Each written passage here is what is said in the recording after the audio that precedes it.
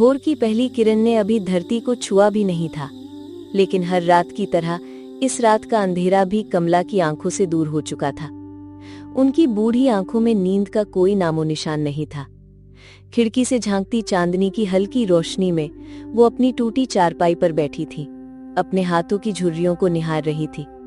इन हाथों की रेखाओं में उनकी पूरी जिंदगी की कहानी छिपी थी। कमला के मन में बीते हुए दिनों की एक फिल्म चल रही थी। एक समय था जब उनका घर खुशियों की हंसी और चहल पहल से गूंजा करता था। उनके पति, जो अब नहीं थे, उन्हें रानी की तरह रखते थे। पति की मौत के बाद उन्होंने अपनी पूरी जिंदगी अपने इकलौते बेटे सुनील के लिए जी थी। कभी सोचा भी नहीं था कि जिस बेटे को उन्होंने अपने हाथों से पाल पोस कर बड़ा किया, जिसके लिए उन्होंने अपनी सारी इच्छाएं त्याग दी, एक दिन उसी के लिए वो बोझ बन जाएगी। आज वो अपने ही घर में एक मेहमान से भी बदतर जिंदगी जी रही थी, जिसे हर छोटी बात के लिए टोक दिया जाता था।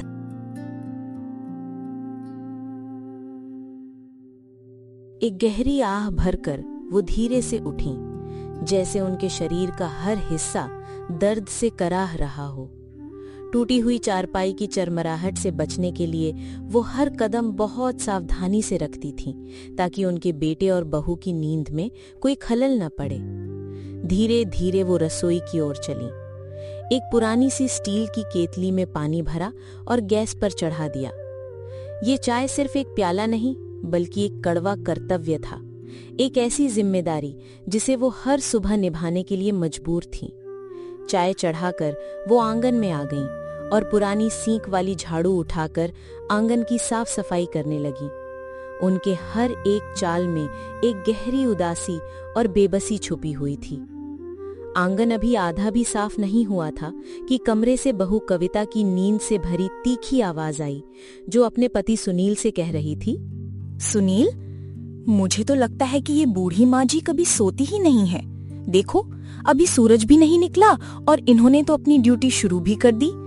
कल ही मैंने इनसे कहा था कि सुबह उठते ही मेरे लिए चाय बनाकर रखें। अच्छा है, अब मुझे बिस्तर पर ही गरम गरम चाय मिल जाएगी और काम भी नहीं करना पड़ेगा। वैसे भी करती ही क्या है दिन भर, सिर्फ खाना और सोना। मेरी तो किस्मत ही फूटी थी जो ऐसी सास मिली, जो बस घर में बोझ बनकर बैठी रहती है। कविता की ये बातें सुनकर सुनील भी उठ चुका था। उसकी आंखों में अपनी माँ के प्रति ना तो सम्मान था और ना ही कोई प्यार, बस एक बेबसी और चिड़चिड़ाहट थी। वो कमरे से बाहर आया और अपनी माँ को आंगन में झाड़ू लगाते देख उसने गहरी सांस ली, जैसे कोई बड़ा बोझ उसके सर पर आ गया हो। माँ, ये क्या है? मैंने आपसे कितनी बार कहा है कि सुबह इतनी जल्दी काम शुरू मत किया करो। आपको पता है ना, कविता को उठते ही गर्मा गर्म चाय चाहिए और आपने ये अभी से बना दी। अब जब तक वो उठेंगी तब तक तो ये ठंडी हो जाएगी। आपको कुछ समझ ही नहीं आता? क्या जरूरत थी अभी बनाने की? आप भी ना बस अपनी ही मनमानी करती हो। नहीं बेटा, ऐसा नहीं है। मैंने सोचा तुम लोगों के उठने का समय हो गया है और चाय अगर ज्यादा देर की बनी रखी हो तो उसका स्वाद चला जाता है, इसलिए मैंने अभी ही बनाई। वैसे भी मुझे तो बस तुम्हारी पसंद का ध्यान रखना था। मैं अभी इसे छानकर गर्मा गर्म ले आती हूँ, तुम और कविता दोनों पी लेना। रहने दीजिए माँ जी, स्वाद की बड़ी परवाह है आपको, जैसे घर का सारा राशन आप ही लाती हैं। और ये दूध कौन सा तुम अपने पैसों से लाती हो? लाएंगे तो हम ही अपने पैसों से। बड़ी आई मुझे बोलने वाली। और ये रसोई का हाल देखो, रात के सारे बर्तन अभी तक सिंक में ही पड़े हैं। कपड़े तो जैसे धोना ही भूल जाती हो। एक चाय क्या बना दी, सोच रही हैं बड़ा काम कर दिया। एक दिन भी अगर ढंग से काम हो जाए तो क्या बात है। छोड़ो ना कविता, सुबह सुबह क्यों झगड़ा कर रही हो? माँ, अब जैसा कविता कह रही है वैसा ही करो। घर में रोज रोज का क्लेश अच्छा नहीं लगता। सुनील, मुझे जरा बाजार तक जाना है, मुझे रास्ते में छोड़ देना। और माँ जी सुन लीजिए, मेरे आने तक घर का सारा काम निपट जाना चाहिए। शाम को मेरी सहेली मीना आ रही है, उसके लिए पकौड़े और बढ़िया सा खाना तैयार करना है। कोई कमी नहीं रहनी चाहिए, समझ गई? मैं वापस आकर देखूंगी। कमला की आंखों में उदासी की एक गहरी परत जम गई थी। कविता का स्वभाव बहुत ही क्रूर था और कमला को दबाकर रखने में उसे एक अजीब सी खुशी मिलती थी। सुनील के सिवा कमला का इस दुनिया में कोई भी नहीं था और वही बेटा अब अपनी पत्नी के सामने अपनी माँ के अपमान पर चुपचाप खड़ा था। अपनी माँ की आंखों में ना देख पाने की हिम्मत भी उसमें नहीं थी।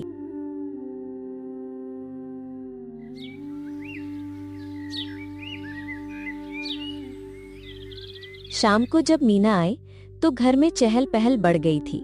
कमला ने सुबह से ही घर को साफ सुथरा कर दिया था। रसोई में पकौड़ों के लिए आलू उबाल दिए थे और गैस के पास बैठकर धीरे धीरे मसाले पीस रही थी। उनका चेहरा थका हुआ था, लेकिन मन में एक ही चाह थी, मेरी बहू की सहेली घर आए तो उसे अच्छा लगे, उसे लगे कि इस घर के बुजुर्ग भी प्यार से सब संभालती हैं। कमला ने सालों पहले अपनी पड़ोसन से एक बात सुनी थी, मेहमान भगवान का रूप होते हैं, और आज भी वो इस बात को सच मानती थी। लेकिन शायद वो भूल गई थी कि जब घर के अपने ही दिल से दूर हो जाएं, तो भगवान भी मेहमान बनकर रह जाते हैं। माँ जी, मेरी सहेली मीना आ गई है।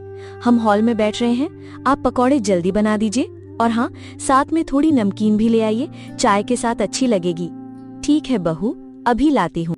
कमला ने सोचा नमकीन तो खत्म हो गई थी, पर सुबह की चाय के साथ बची हुई थोड़ी सी मूंगफली और बेसन की सेव रखी है, वही प्लेट में सजा देती हूँ ताकि चाय के साथ खाली मेज ना लगे।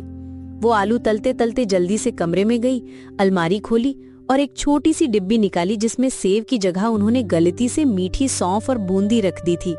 उम्र के साथ उनकी आंखें धुंधली हो चुकी थी और जल्दबाजी में उन्हें लगा कि यही नमकीन है।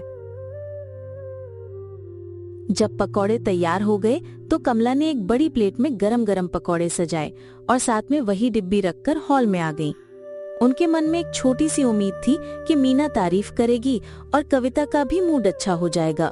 वाह कविता, गरम गरम पकौड़े, अरे ये तो मजा आ गया। तेरी तो सच में मौज है, ऐसी सास जो इतना काम करती है। अरे मौज कहाँ, बस काम निकलवा लेती हूँ, वरना ये तो बस बैठी रहती हैं। कमला ने हल्की सी मुस्कान दी, जैसे इन बातों से उन्हें कोई फर्क नहीं पड़ता, लेकिन दिल में एक चुभन जरूर महसूस हुई। उन्होंने प्लेट सामने रखी और मीना ने जैसे ही डिब्बी खोली, उसका चेहरा बदल गया। अरे ये क्या है? ये तो मीठी बूंदी और सौंफ है, नमकीन कहाँ है? माँ जी, ये क्या मजाक है? मैंने आपसे नमकीन मांगी थी और आप मीठी सौंफ लेकर आ गईं। क्या आपको सुनाई नहीं देता या समझ में नहीं आता? इतनी आसान काम भी नहीं कर सकती आप? मेरे मेहमान के सामने ये कैसी बेइज्जती करवा रही हैं? बहू, मैं आंखों से शायद ठीक से देख नहीं पाई। हाँ हाँ, आंखें भी नहीं देख पाती और हाथ भी ठीक से नहीं चलते, लेकिन सुबह सुबह झाड़ू पोंछा करने में बड़ी जल्दी होती है।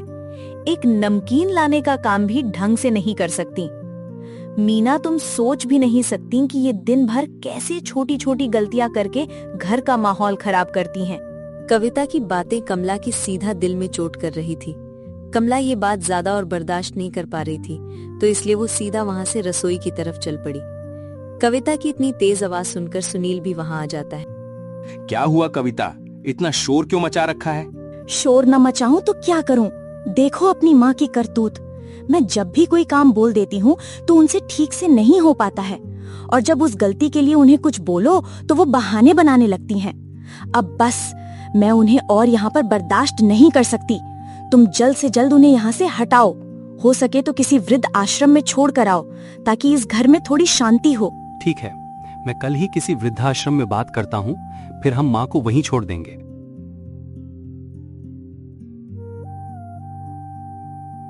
ये सब सुनकर कमला के पैरों तले जमीन खिसक गई। जिन बच्चों को पाल पोस कर बड़ा किया, आज वही मुझे बोझ समझकर वृद्धाश्रम भेजने की बात कर रहे हैं। उनकी आंखों से आंसू रुकने का नाम नहीं ले रहे थे। उन्होंने फैसला कर लिया कि अब वो किसी के रहमो करम पर नहीं रहेंगी। वो इस घर से हमेशा के लिए चली जाएंगी। अगली सुबह जब सुनील और कविता सो रहे थे, कमला अपने कुछ कपड़े और थोड़े बहुत जो उसके पास पैसे थे लेकर घर छोड़कर निकल पड़ती है।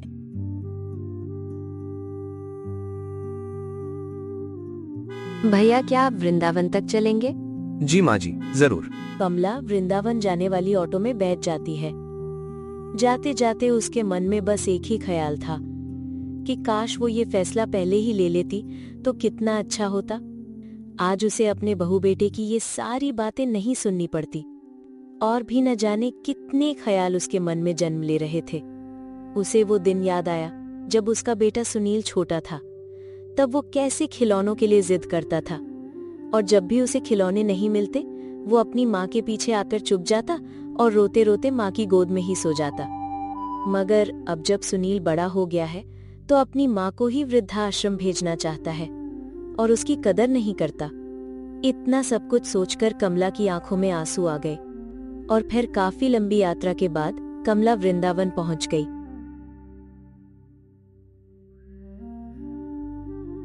वृंदावन पहुंचकर कमला अपने रहने और खाने की व्यवस्था करने लगी, मगर उसके पास पैसे कम होने की वजह से कोई उसे रहने या खाने को कुछ नहीं देता। सब उसे वहां से जाने को ही कहते और वो कहीं काम भी मांगने जाती तो लोग उसे तुम क्या काम करोगी कहकर जाने के लिए कहते।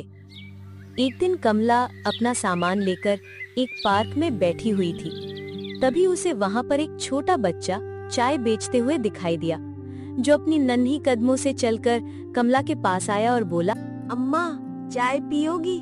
बहुत बढ़िया चाय है, बस 5 रुपए की।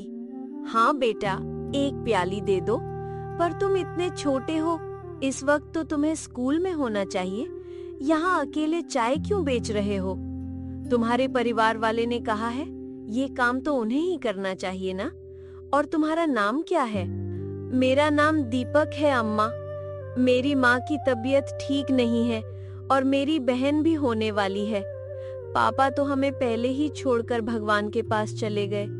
अब घर चलाने के लिए कुछ तो करना पड़ेगा ना। मैं ही घर का बड़ा हूँ। रो मत बेटा, भगवान सब ठीक करेंगे। तुम्हारी माँ कहाँ है? मुझे उनके पास ले चलो। वो देखो, उस पेड़ के पास लेटी हैं। माँ, ये अम्मा जी तुमसे मिलने आई हैं। दीपक की माँ पार्वती कमला से पूछती है, आप कौन है माँ जी, और आप इतनी परेशान क्यों हैं? कमला पार्वती को सब कुछ बताती है और कमला की आपबीती सुनकर पार्वती को बहुत दुख होता है। वो कमला से कहती है, आपने सही किया अम्मा जी। बेगानों के बीच जिल्लत की जिंदगी जीने से तो अच्छा है कि इंसान अकेला रहे। मेरा भी अब क्या भरोसा, मेरी बच्ची होने वाली है। अगर मुझे कुछ हो गया तो मेरे दीपक का क्या होगा? बात करते करते पार्वती की अचानक से तबीयत बिगड़ने लगती है तो कमला उसे तुरंत ही अस्पताल ले जाती है।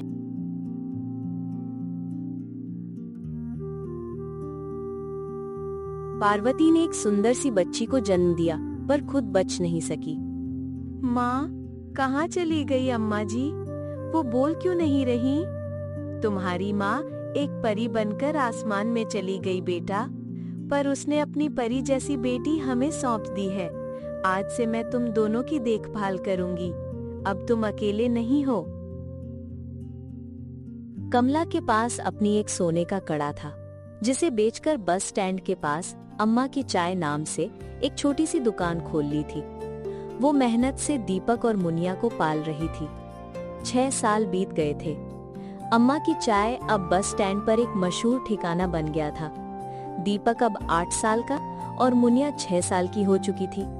दोनों बच्चे स्कूल जाते थे और कमला उनके लिए एक मजबूत सहारा थी।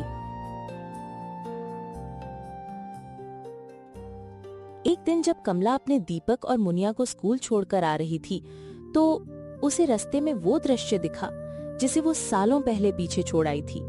उसके सामने उसका बेटा सुनील खड़ा था। कमला के चेहरे पर कोई भाव नहीं था। उसकी आंखों में ना तो कोई गुस्सा था और ना ही कोई शिकायत, बस एक गहरी शांति थी। वो अब वो पुरानी कमला नहीं थी जिसे सुनील और कविता ने घर से निकालने के बारे में सोचा था। वो तो एक नई कमला थी जिसने अपनी दुनिया खुद बनाई थी। माँ, आप यहाँ? हमने आपको कितना ढूंढा। कमला ने बस सुनील की तरफ देखा। उनकी आंखों की गहराई में सुनील को अपना किया हुआ हर पाप नजर आ रहा था। वो समझ गया कि माफी के लिए अब बहुत देर हो चुकी है। सुनील कुछ और कहना चाहता था। उसकी जुबान पर माफी के शब्द थे, पर कमला की आंखों में अपने लिए कोई सवाल ना देखकर उसकी हिम्मत नहीं हुई। वो सिर्फ इतना ही कह पाया, माँ, मुझे। इसे ज्यादा बोलने का शायद सुनील में साहस नहीं था। कमला भी सुनील को बिना कुछ बोले अपनी नई जिंदगी में वापस लौट गई। इसलिए दोस्तों, माँ बाप का प्यार सबसे अनमोल होता है। एक बार ये साथ छूट जाए तो जिंदगी भर सिर्फ पछतावा रह जाता है। इसलिए जब तक वो पास हैं, उन्हें अपना मान सम्मान और ढेर सारा प्यार दे दो, क्योंकि कौन जाने कल हो ना हो